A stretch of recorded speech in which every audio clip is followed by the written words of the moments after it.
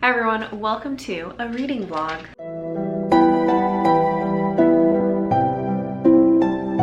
Hey bud, can you stop making noise and messing with my lights? Yes, you're a sweetie pie, go away. So we are back to do part 3 of exploring sci-fi, which I'm very excited that I'm making a second one of these within the same year. So already more successful than last year doing this project. But we're back again to test out some more sci-fi. And this time, what I'm reading to kick off the vlog is All Systems Red by Martha Wells. So this is the first book in the Murderbot Diaries, which is a very popular sci-fi series. I don't know a lot about it other than that people really love this series. It is a series that I think is mostly novellas, and then there's 1 or 2 full-length novels in it. But it starts off with a few novellas, and all I really know is that it is about a murder bot whose job, I am assuming, is murdering, but it has hacked its own system, and so it is kind of trying to fly under the radar, not be noticed, but it really doesn't want to do its job. It wants to just stay home, be left alone, and it wants to watch TV because it has also hacked into the entertainment system, so it has hours of entertainment to consume. So that's pretty much all I know about this, but I'm going to get started and let you know. So I'm about halfway through All Systems Red, so I think I'm around chapter 5 or 6. Since it's a novella, I'm only gonna do a midway check-in and then a wrap up of the book at the end. But I mean, I think that what I knew about this going into it is definitely accurate, but it also is different than what I was expecting from it. I feel like the tone is a little bit different. Murderbot itself is a little bit different. And also, I guess I was imagining Murderbot as more purely a robot, whereas it's actually more of I don't know, a cyborg or something, because it is it has organic parts, I think is how it describes them, but it's cloned organic parts or something like that. So it's not purely a robot. However, it does prefer that people interact with it as a robot, so it tends to keep its armor on and a face shield down so that people just go robot, you know? Anyway, so Murderbot is a little bit different than what I was anticipating. I feel like the tone of the book is a little different than what I was anticipating. Not necessarily in a bad way, just different. I also have heard a lot of people call Murderbot very relatable, mostly because it just wants to stay home, be left alone, so it can watch its TV shows. And you know, I can definitely see that. It also is kind of, I don't know, it's a little socially awkward. It's kind of don't look at me, don't talk to me, just pretend I'm a robot, pretend I'm not here, which makes sense that it wouldn't really know how to interact with people easily because it should be under the control of programming, which would dictate its actions, but because it's hacked its own system and it doesn't have those controls, it now has to make its own decisions about how to interact with people, and it just is I don't know what to do. So I understand why people call Murderbot so relatable. There is a little bit of a mystery that is starting to take shape. It looks like somebody may be sabotaging the research team. I don't know if I really explained what was happening in the book itself, but we're following Murderbot, but Murderbot is with a research team. So this research team has been, you know, they're on this planet. They have a habitat that they live in, and Murderbot is there to protect them. And it was a requirement of the contract that they signed up for. So there's a company that provides these bots. They're not actually called murder bots. I think that's just what Murderbot refers to itself as. Murderbot is actually like a security bot. And the book opens up with something going wrong on this research mission, something that they should have known about this planet. They're finding gaps in their data. There are just other signs that things are being sabotaged, but it's unclear as to whether like this is intentional sabotage or is it just like glitches and faulty mechanics and just the fact that this company is really cheap and just doesn't provide good quality like materials for them. So are things going wrong like naturally because they're just bad quality, or are things going wrong because there is sabotage? So that's kind of the mystery that is starting to unfold. I will say though, I'm a little bit bored. I just am not super engaged with any of the characters, and like, while I'm kind of curious what's going on with this mystery, I'm not really a mystery focused person. Like, if there's a mystery to uncover, that's usually more of a bonus to me, less something that would like really hook me. So I don't know, I'm kind of in between right now. Like, there are definitely elements of this that I think are like charming, and I can see why people love this series, but I personally am not that like engaged in it right now. And I don't know, I'm just like a little bit disengaged, a little bored right now. But I'm gonna keep reading. The, you know, mystery is picking up and the plot is picking up. So I'm kind of at a point that feels like maybe it's a tipping point in the story where I'm hoping I will become more engaged in it. It's just kind of up until this point, I've been very so-so. The first like 1 to 2 chapters really like weren't that interesting, and I was wondering if I should even keep going with this. And like, for a novella that's so short, that's rough, you know, when the first like 2 chapters aren't that engaging. If this was a full-length novel and I was kind of meh about the first couple of chapters, that wouldn't be as big a deal, but like, it's a novella. There's not that much time to like hook you. Anyway, I do feel like I'm kind of at a tipping point where I'm hoping I'm really gonna get sucked in and get much more like invested in this. But I will check back in when I have finished. Hello, so I finished All Systems Red last night, and the second half did pick up for me. There were more things that I liked about it as we got to get to know the characters more, saw more interactions between Murderbot and the they're not crew members, but like just the other characters that they are meant to protect. And as we like learn a little bit more about this mystery, there were some like, you know, tense moments as things get like higher stakes in it.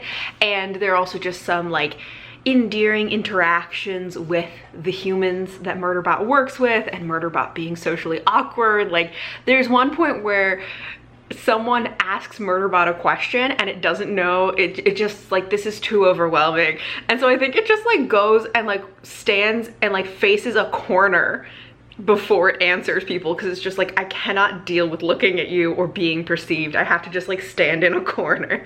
And so like, that's very funny. So I will say that it did pick up in the second half. I did enjoy it more than I was in the first part. I still didn't love it, but I did have fun with it. I see why people like it.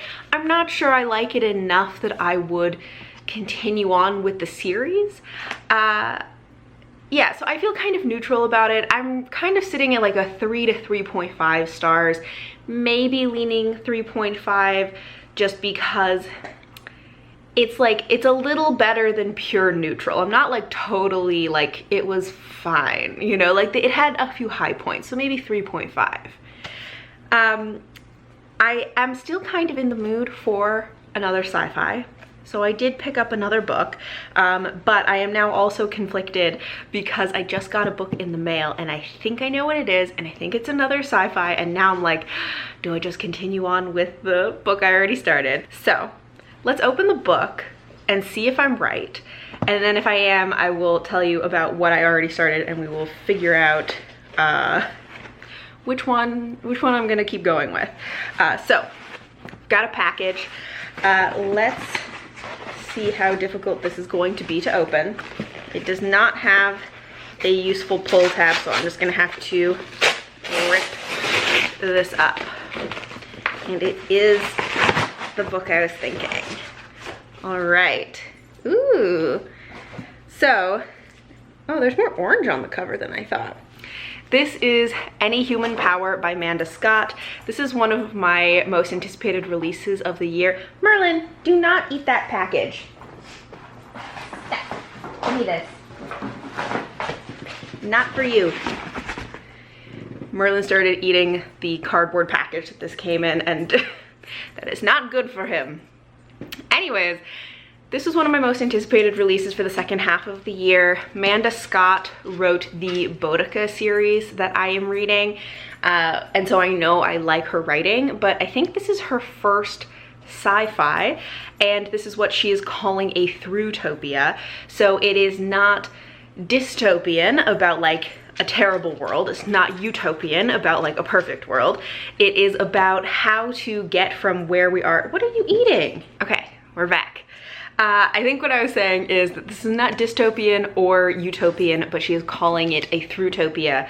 So it is about how to get from where the world is now to a better future. But it's a sci-fi thriller, I think, and so I have no idea, you know? I know that I like her writing from the historical fiction that I've read from her. I think the concept is really interesting, but like, sci-fi thriller isn't really my thing necessarily, so I'm just like very curious about this. This combo of like the neon orange with the teal is like a little weird. Ooh, it's also very orange underneath. I don't like this color of orange very much. I do like orange, but not this like, you know, traffic cone orange. Anyways, just got this. This is a little bit of a longer book than the one that I just started. So the book that I just started last night is Annihilation by Jeff Vandermeer. I know that this is a sci-fi that a lot of people really love, and some people don't because it's very weird from what I have heard. But I've also heard that it has like, I don't know, that if you want like atmospheric sci-fi, that this might fit that description, because I think one of the things I often struggle with in sci-fi is that it often doesn't focus very much on atmosphere, and when it does, like spacey kind of atmosphere, you know, or like a more sterile type of atmosphere. But this takes place in this kind of like alien wilderness environment kind of thing with like really bizarre plants and animals is what I know. I mean, I'm not very far into it. I just started this, but that's kind of what I know. There's this like research team that's sort of braving this very unknown, strange wilderness, and their goal, and like they know that they might die out there, and if they don't, they're like, great, we'll bring back data, and if we do die, we'll just document everything so when people find our bodies, they can also find our data. I've been meaning to read this for a long time because I have just seen it recommended a lot, especially if you want a more like environment, atmosphere kind of sci-fi, and it is, and like I think that sometimes weird things work for me, sometimes they don't, and it's a little hard for me to tell like what kind of weird is gonna hit me right. But I also picked this up because these are the new like 10th anniversary edition covers, and it really just sucked me in, you know? I do love a good cover, and like the old covers were fine, but they never really appealed to me. But these new covers are like just the right kind of weird that I was like, oh, that looks cool, I want that. Anyways, so I am about 17 pages into this because I truly just started this last night after finishing All Systems Red. And like so far for 17 pages, I'm enjoying it. But now I also have Any Human Power, and I don't know. I think I probably am just gonna keep going with Annihilation for now since I've already started it, but I do really want to read this soon. So hopefully this will show up in a sci-fi vlog soon. If not this one, then the next, but I do hope to get to it pretty soon. Although this is a longer book than I thought it was going to be. This is like 450 to 500 pages.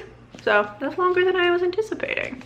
Anyways, that's where I'm at. I think I've talked myself into continuing on with Annihilation. So the next time I see you, oops, just dropped it, I will have an update for you on this. Hello. So I kind of impulsively cut my own hair last night. So now I have these bangs and I have more like layers and stuff in my hair. I'm not sure yet how I feel about it. Whenever I do something like this, I then have to like figure out how to style my hair, and sometimes it works out and sometimes it doesn't. I have definitely cut my own hair before, definitely given myself bangs before, and I've liked it, and sometimes I haven't. So I'm not sure yet how I feel about this one and if it's looking too much like a bowl cut. Anyways, let's get into talking about Annihilation. I am about halfway into Annihilation now, and overall, I'm really enjoying it. I'm having a few dips here and there in my interest, but overall, I'm liking it. This book is both like kind of what I was expecting it to be and also very different from what I was expecting it to be. Like, it has this, you know, feeling of tension. It does have these sort of like nature horror elements to it, which was one of the things I was interested in going into this. However, I think I was expecting it to be in more of like a jungle setting, and it's not. It's in kind of like a foresty setting by like a coastline. So there's sort of like a foresty area and then there's like the coast. And it's not jungle-like. I was kind of expecting it to be more, I guess, action forward and have more like giant plants that would like attack people kind of thing. Also not at all what this is like.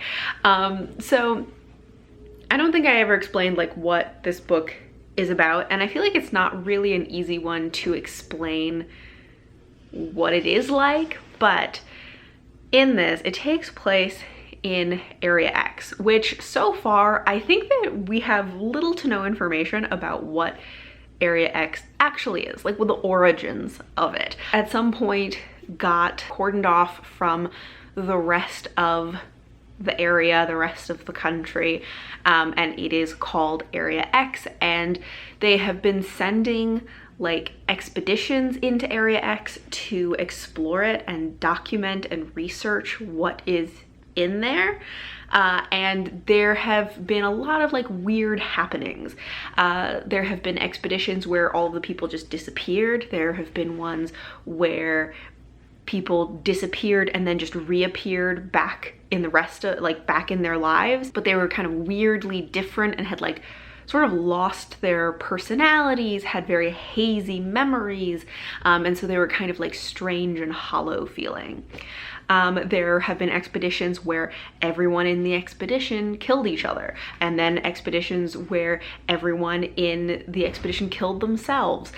So there has been a real range of strange happenings, and there aren't real explanations as to why. So there is this sort of indication that there is unusual, potentially like alien or something, flora and fauna in this area, but there also seems to be something that is having some kind of psychological effects on the people who are in these expeditions. So the main character that we're following is part of this new expedition. It's like the 12th one that they've sent in. There are 4 people in the group.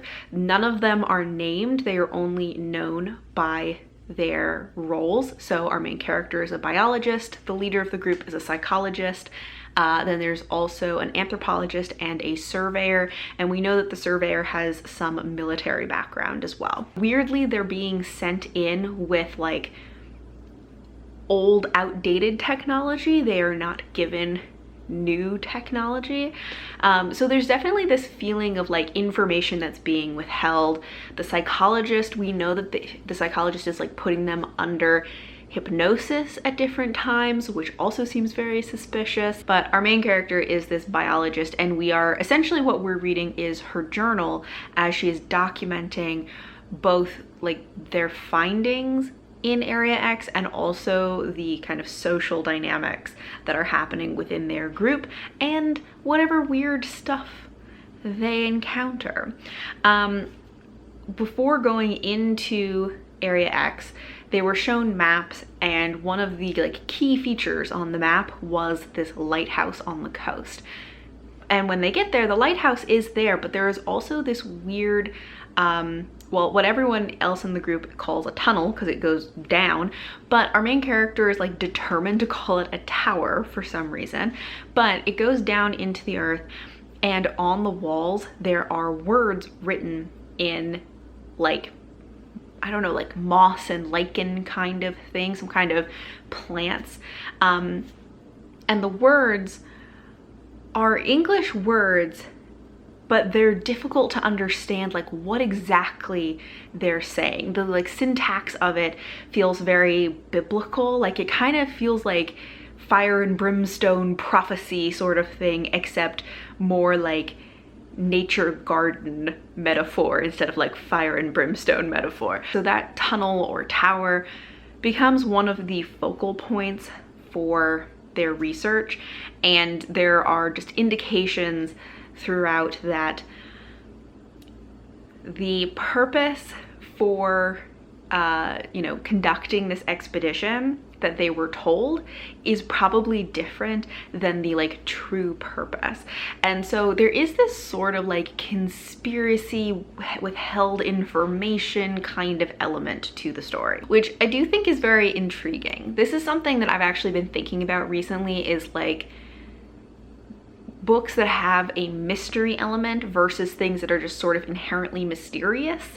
I don't know if this is gonna make any sense, but mystery as a genre is not something that really appeals to me. I just don't find it particularly interesting when there's like a really defined mystery that we are trying to solve. However, I do like things that feel mysterious, that there is kind of inherent intrigue built into the story itself, which I think this is accomplishing. It's not like there is a really defined mystery, but there's clearly information that is being withheld. There is intrigue, there is a mysterious element, there are things that are unknown and unexplained, and we are trying to kind of figure this out along with the main characters as they are gathering information. I do feel like this book is a little more in line with some of the sci-fi I have liked in the past, in ways that I was not necessarily expecting, but it is kind of small scope in that it is really just focusing on this small group of characters in this one location in Area X. It is relatively low sci-fi so far. Like Area X, of course, is like weird and there's like weird stuff going on, but it's not like, you know, spaceships and planetary, you know, travel and all of that. It's taking place pretty much on Earth, some terrestrial location. So it's like relatively low in the sci-fi elements. There's not a lot of like advanced technology. It's kind of just like this one weird thing. And then there's also this kind of conspiracy element to it, which sort of harkens back, I feel like, to my dystopian days, when there are those, you know, times in a lot of dystopian books where there is, whether it's the government or whether it's some like, you know, all controlling company or something, where there's this like larger authoritative entity that is controlling a situation, withholding information, like all of this.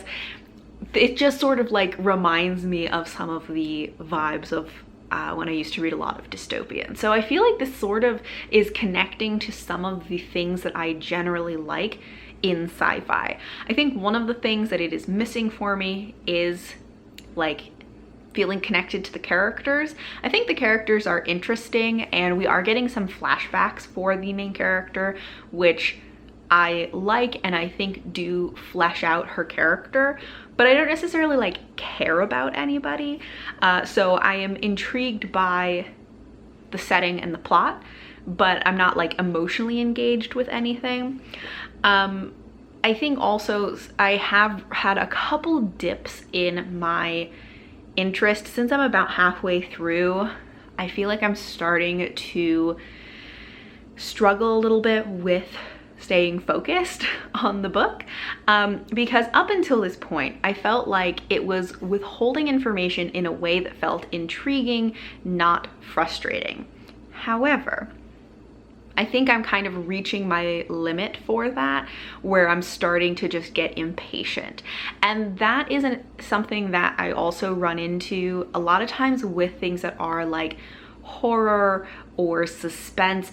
Often things that have like, that are suspenseful, which this definitely has a suspenseful element to it. I often don't find that exciting. I find it kind of tiresome.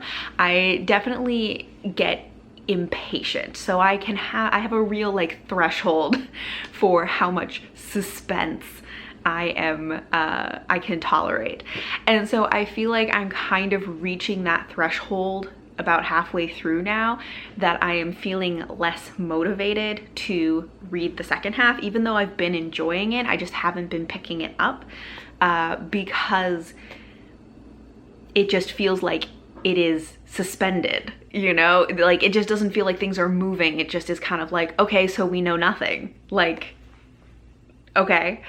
However, our main character at this point is kind of on the move, which I am hoping will, I don't know, kind of break through into some new either action or new information or something that will kind of reignite my interest in it, like feed that flame of intrigue again, so that I am not like just kind of bored and disengaged and frustrated, and more like, ooh, I want to know what happens next. So I'm gonna keep going, and I'm hoping that we'll kind of break through into being like back into being excited about it, because I have been liking it so far. So I have finished Annihilation, and I kind of landed in a place where I'm like, I don't know how I feel about this, which I think isn't necessarily super surprising considering what an unusual book it is. In the second half of the book, we got more like flashbacks from the main character, more information about like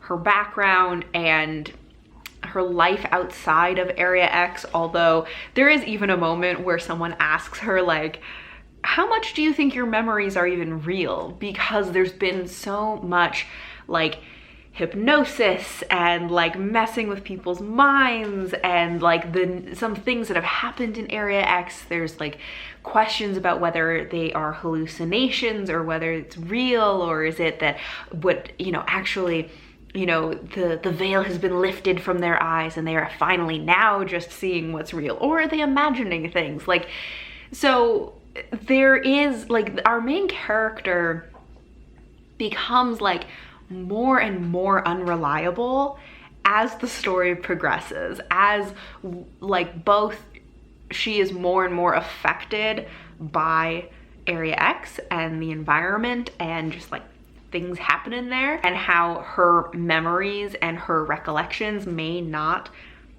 be as accurate as she thinks and as we have thought, but also that she has also withheld information. Like for a while in the first half, it was like, oh, we're discovering that, you know, that whatever this government agency is that is sending these expeditions, like they have clearly withheld information, and we continue to find out information that they have withheld throughout the book.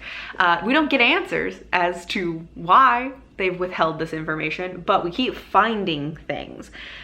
But we also find that like the main character's also holding things back. But that seems very consistent with what we know of her character. She is very self-contained, very reticent to like not just make connections with people, but also to like reveal literally anything about herself. She's so like in her own bubble. And we see how from her, you know, from her memories, how that affected both her job and her marriage. And I don't know if I mentioned before that this is the 12th mission, or expedition. And in the 11th, the one right before hers, her husband was a part of that as a medic. And so we find out more about what their relationship was like, and then also what was going on in their relationship like right before he left and joined this mission, and how that relates to like how she got involved in this mission.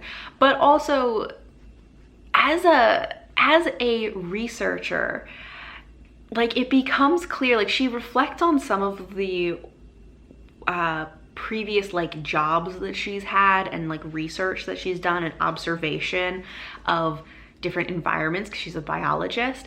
And it becomes clear that she like frequently contaminates her subject. Like whatever she's observing, she does not remain apart from it. She continually contaminates it. And that is still the case in Area X, and is part of what makes her like so susceptible to this environment. Anyways, but so she is just like, is continually a more unreliable narrator. We learn more and more about her relationship.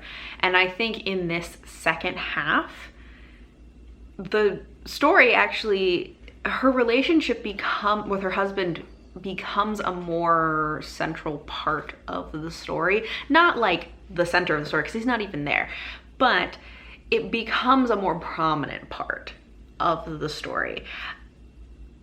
In kind of an interesting way. I just don't know what to say about this. Like there were times in the book where she like made decisions that were just baffling to me, or like she would find out a piece of information that in my mind I would go like, okay, now that you know this, it's gonna make you go in this direction. And then she would be like, no, we're just backtracking and going back to doing this other thing, because she's like continually and always most motivated by her curiosity of like wanting to observe the environment, and nothing else matters to her more. I don't know, like I have no idea what to say about this book.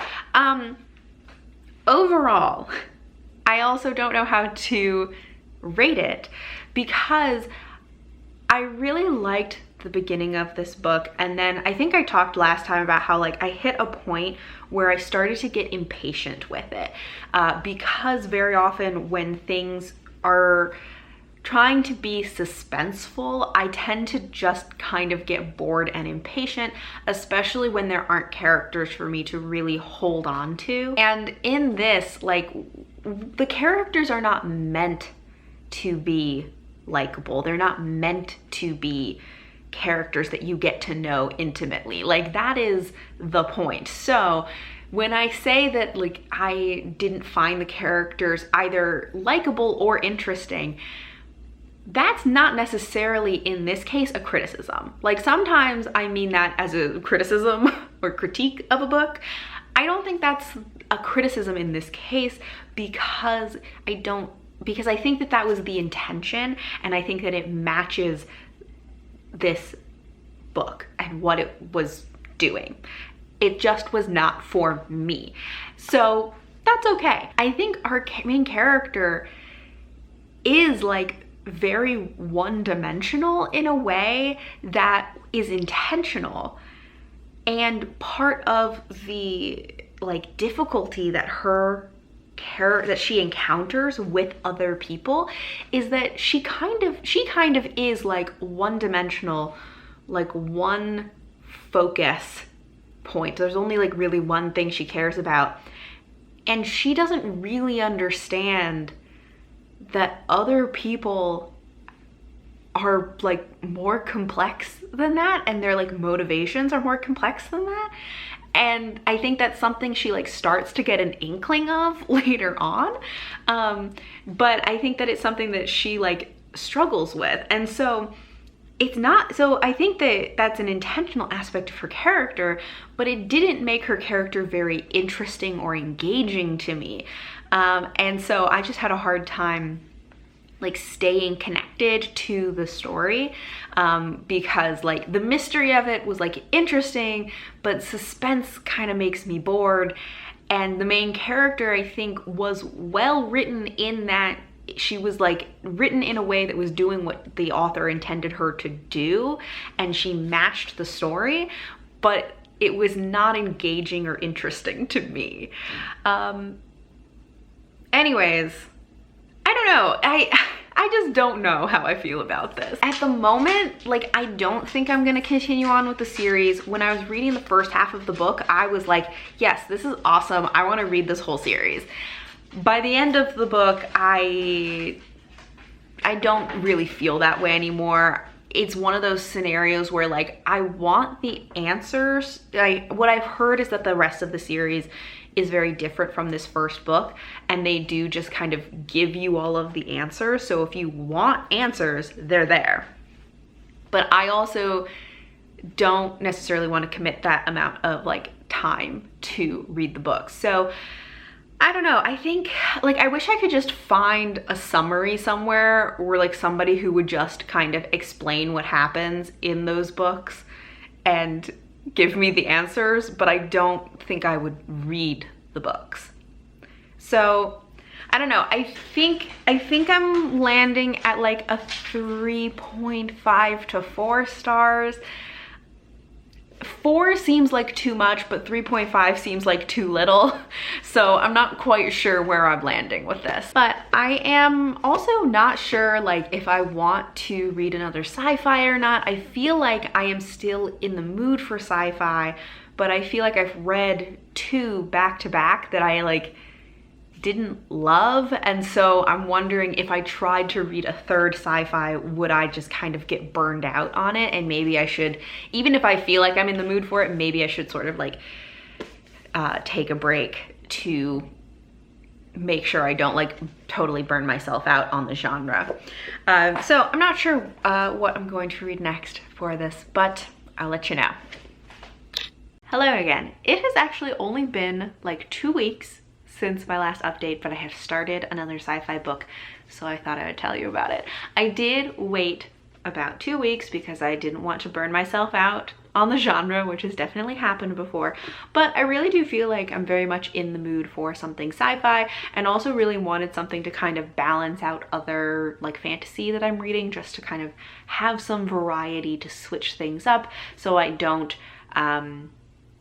I don't know, just so I don't like get slumpy from reading the same type of thing for too long. Anyways, the book that I started is Ammonite by Nicola Griffith. So this book, the reason I got this, the kind of story behind this one, is that a couple of years ago I read Spear by Nicola Griffith, which is a very different kind of book. It is not sci-fi, it is like a fantasy, kind of queer, gender bent, Arthurian retelling of Percival. And I really enjoyed that book. It's very like vibey, very atmospheric, kind of undefined magic, but I just really enjoyed it. I actually have a review for that, which I'll link in the description if you're interested in knowing more about Spear. But after reading that, I was really interested in reading more things from Nicola Griffith because I liked her writing a lot, and I particularly wanted to try a sci-fi book from her because very often one of the things I run into with sci-fi, I think I mentioned this earlier in the vlog actually, but one of the things that I run into with sci-fi is that atmosphere is really important to me, having beautiful writing is really important to me, and very often I just find that sci-fi doesn't have the writing style or atmosphere that just like really gels for me. Not that it isn't good, it's just not really the type of writing or atmosphere that I enjoy reading. Anyways, so I wanted to read a sci-fi book from Nicola Griffith to see if I enjoyed it, because I already knew I liked her writing and that she could do atmosphere well. But then I kind of put this off for a while, but I finally felt like I was in the mood for it and picked it up. I have now read the first like 4 chapters, which is about 75 pages into this. And so far, I'm really enjoying it, actually. I really like her writing.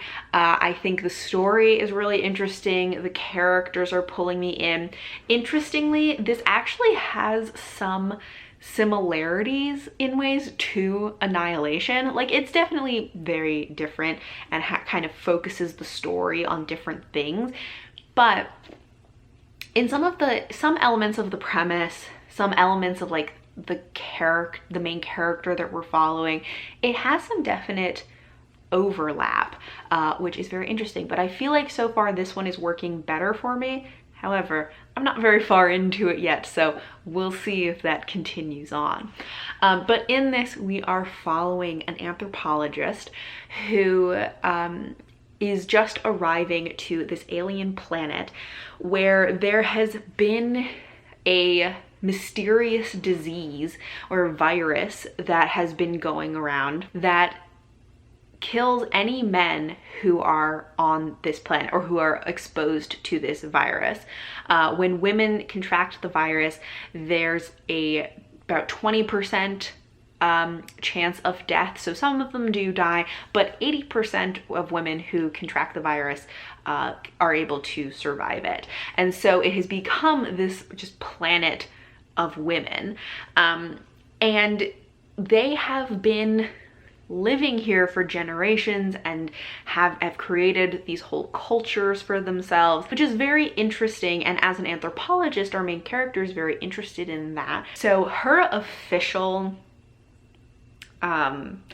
mission is really to test a new vaccine. So she's been given a new vaccine and kind of sent onto this planet to see if she gets sick or if the vaccine works. But her unofficial mission, which is really her own personal mission, is to discover more about like the cultures of this place and the backstory of these people, of this virus, and how they are continuing to survive on this planet. And so she's kind of supposed to stay at this like home base, but she instead decides to strike out into the wilderness to track down, there was previously another like researcher who had been on the planet and disappeared, is assumed dead, who had been heading north, I think, to a specific mountain, following a piece of their folklore that she thought could indicate kind of some of these origins that they were looking for. And so our main character is now following in the footsteps of this person who disappeared, trying to kind of find those same origin information that she's looking for. And so anyways, that's what's been going on so far, is kind of establishing this character and her beginning her journey into the wilderness. It's been a rough start for her so far, but I'm really enjoying this. I like the writing a lot. I think it is having the right amount of intrigue, like withholding information and sharing information for me.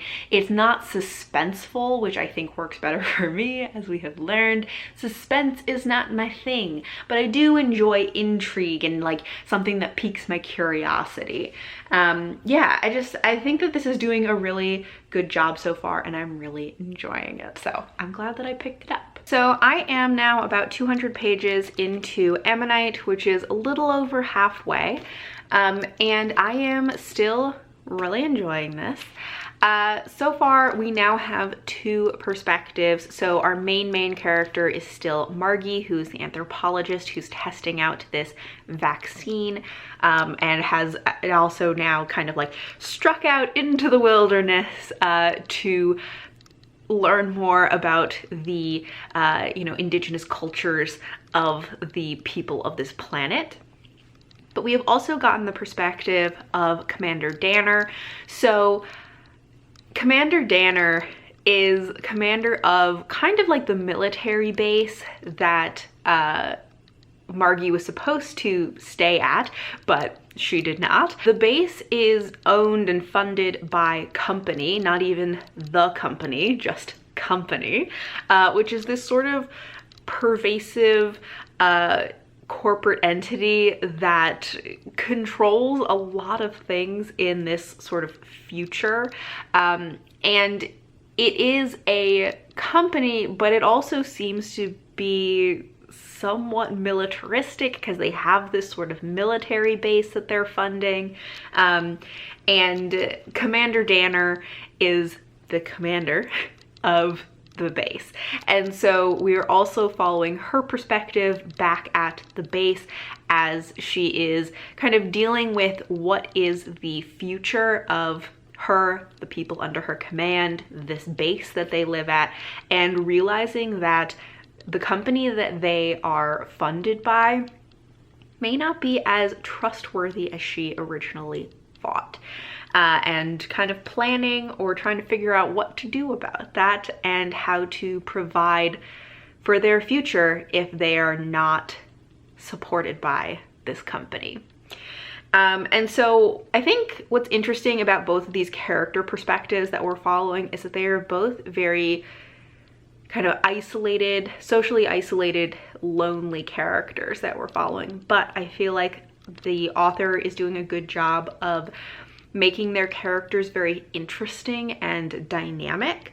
I think sometimes when you have a very isolated, lonely character, it can create a lot of distance between the reader and the character, which I personally am not a big fan of. And I think that was part of what wasn't working for me in Annihilation, because the main character was not only distant from the people around her, but was also distant and disengaged from the reader. Whereas in this one, in Ammonite, the characters that we are following, we get a more intimate view into their inner world, into their thoughts and emotions, and into their loneliness.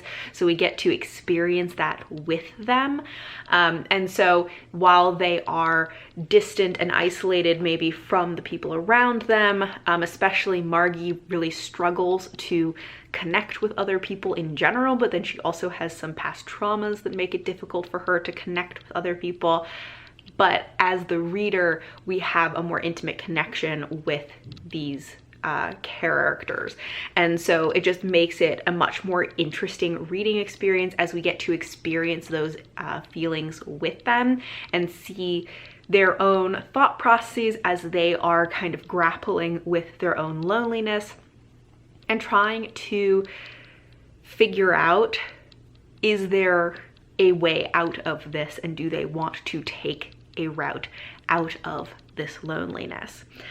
So I'm enjoying that aspect of the characters. I think that the surrounding side characters are also very interesting. As we are following Margie, she gets to experience a few different cultures among like the indigenous people of this planet.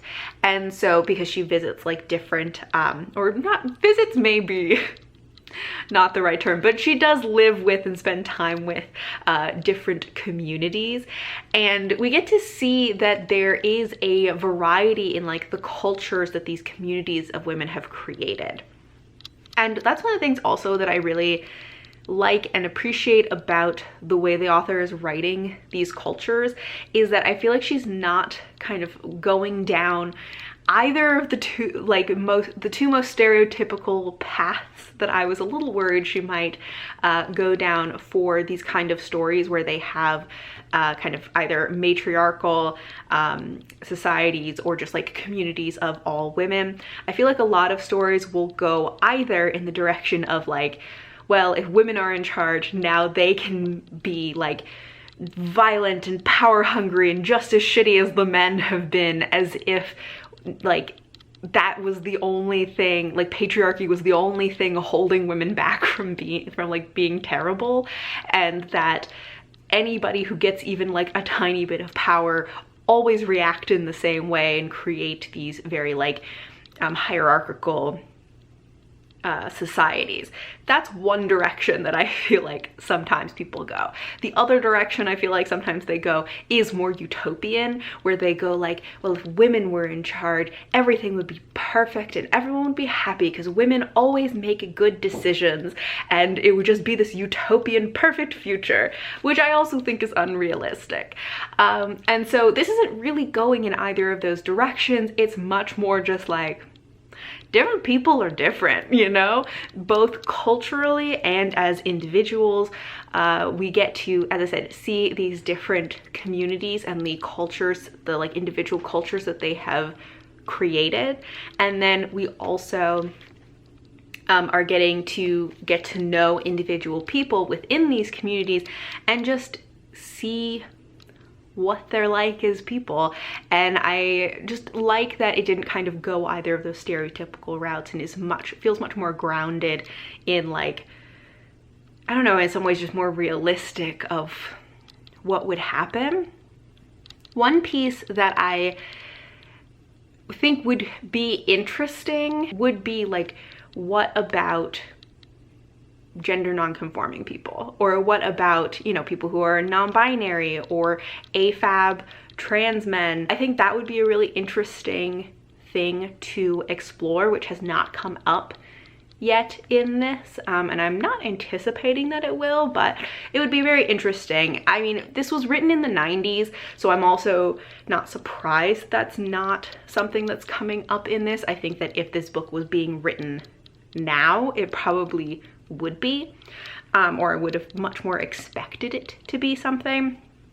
But that is something that I just think would have been an interesting layer to include in this exploration of these communities and this kind of different status quo that has been created. But overall, really enjoying this. I think that one of the things that is really working for me about this is that it is relatively low sci-fi. Like, they're on another planet and there are things that are unique to this planet, but in some ways it almost feels more like a fantasy in like a kind of historical setting. When we're in Danner's perspective, it feels a little more sci-fi because they're on this kind of like military base and they have more access to modern or futuristic technology.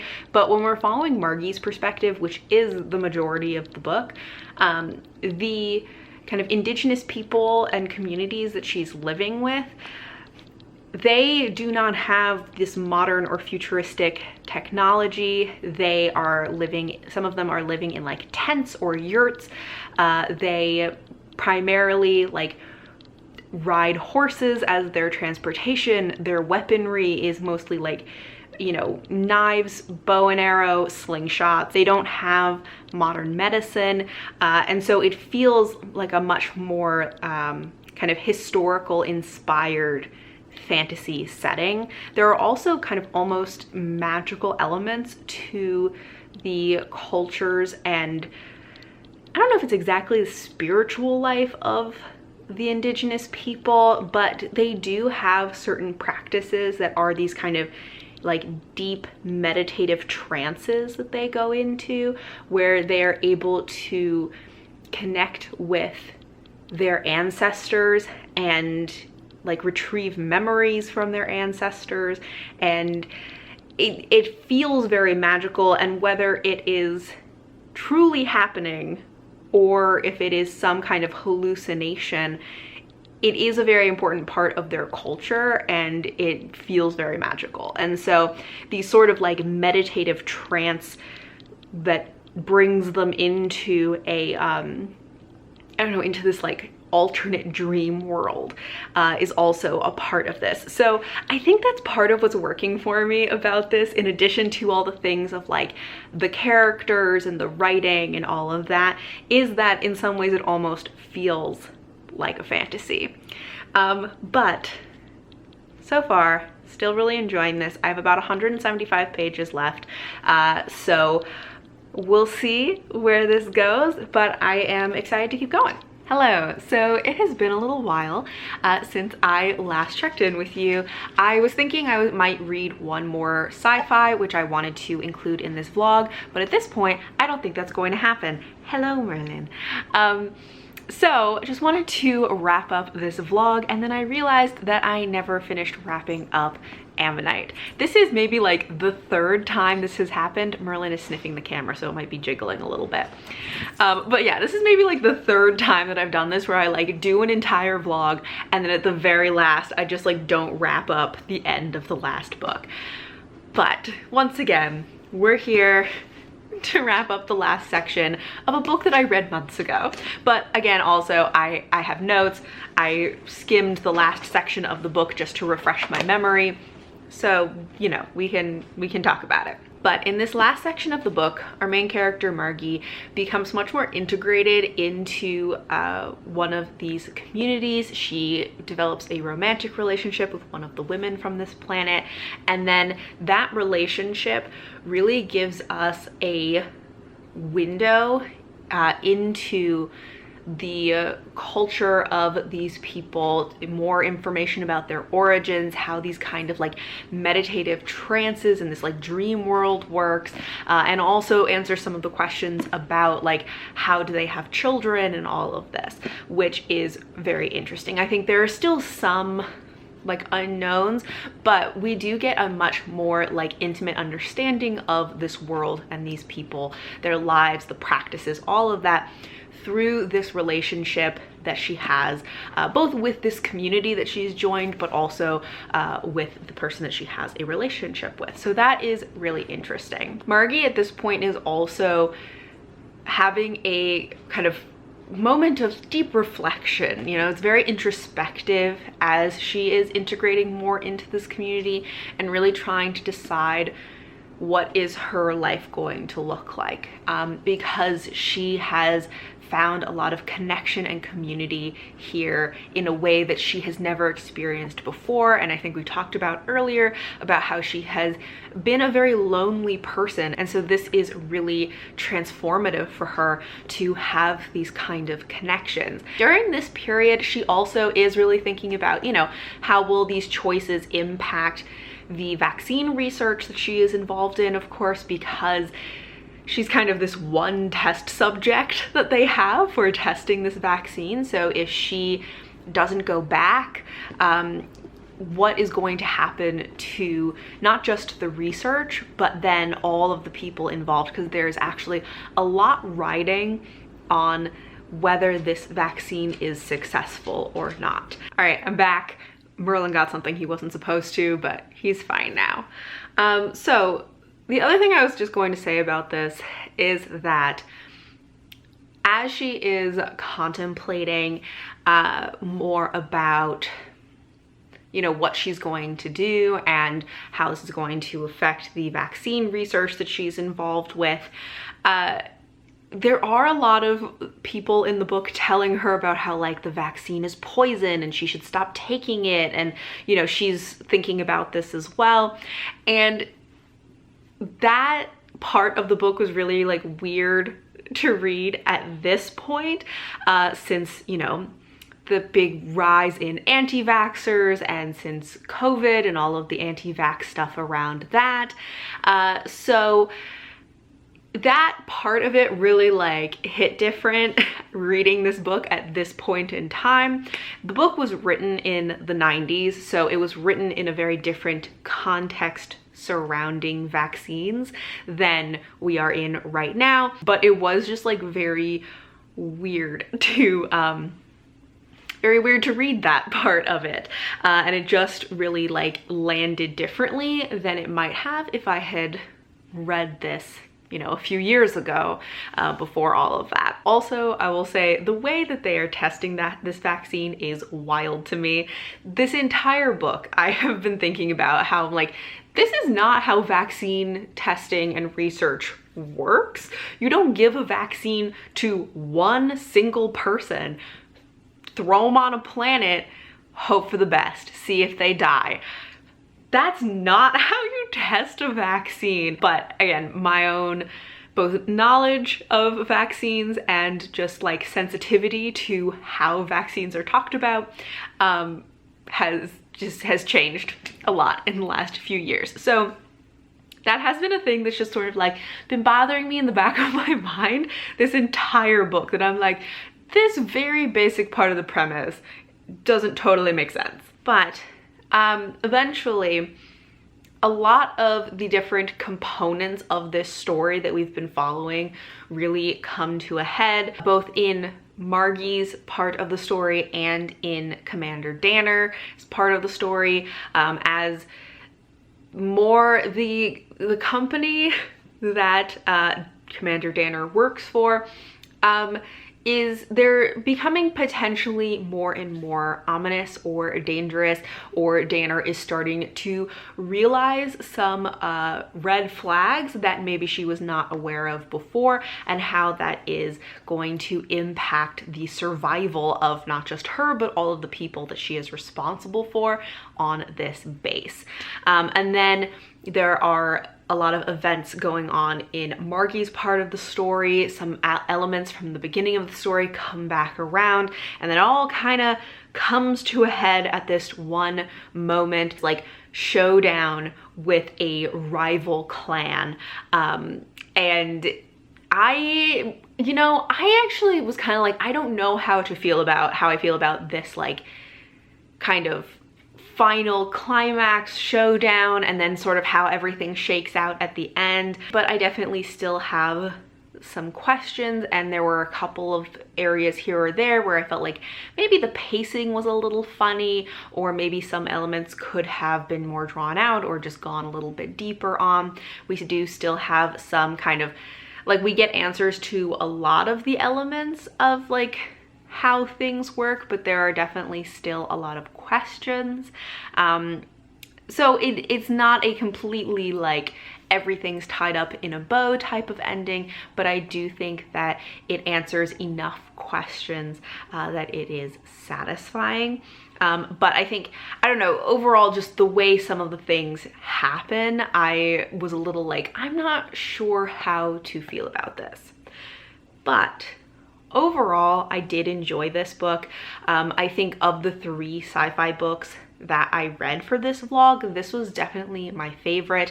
I liked the characters the most. I liked the writing.